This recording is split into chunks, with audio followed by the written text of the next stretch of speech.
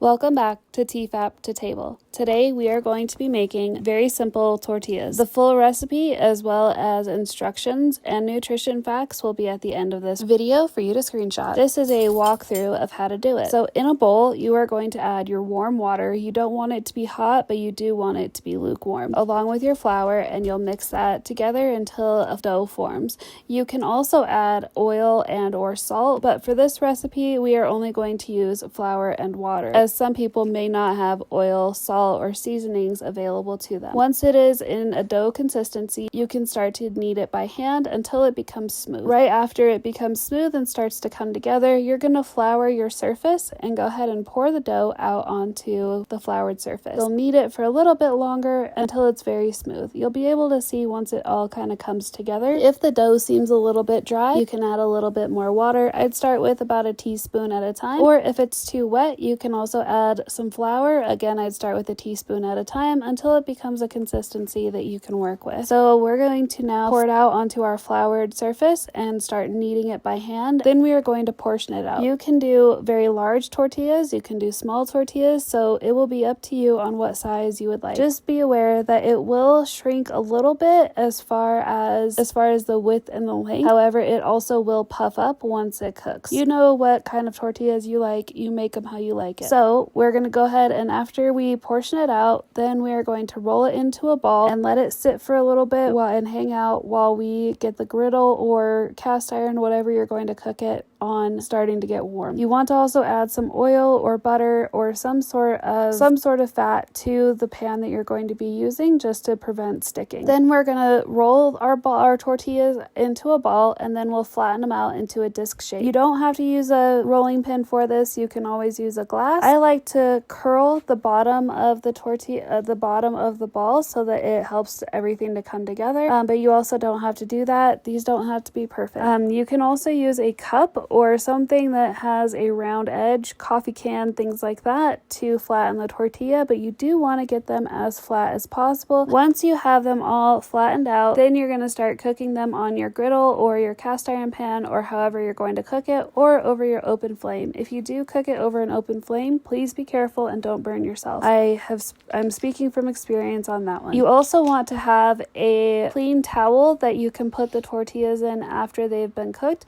That will help to prevent them from getting too crispy, and it'll help them to just stay nice and pliable. You're going to go ahead and cook your tortilla one at a time on a skillet or griddle or open flame over medium-high heat for about 1 to 2 minutes, or until it becomes golden brown and puffs up. Then you're going to flip it and do the same thing on the other side. Again, another 1 to 2 minutes until it is golden brown and puffs up. You don't want to overcook these. It'll cook very, very quickly, and you'll know when it's time to turn them over. Once you have them all cooked, you're going to put them in their towel, and then you can start building your tacos, quesadillas, or whatever you're making. To store these, you want to put them in an airtight container. If I put it in a plastic bag, I like to add a paper towel to it to help absorb any moisture, just so that they don't get really soggy and or start getting too crispy. You can leave them on the countertop in an airtight container for up to 4 days, or you can freeze these for up to 6 months, and when you're ready to reheat them, just wrap them in a paper towel and put them in the microwave for 15 to 30 seconds at a time until they're warm. I really hope that you enjoyed this recipe. Be sure to stay tuned for more. I have so many more recipes that we're going to be sharing. And again, this is TEFAP to Table. My name is Melissa Dubrava. I am the instructor, and this is in collaboration with Love Inc. of the Yampa Valley. I want to thank Love Inc. of the Yampa Valley for allowing me to be a part of this amazing program, and I truly hope that the students and anyone watching these videos enjoy it. And if you have any questions, please feel free to drop them in the comments. I'd love to answer what I can. See you on the next one.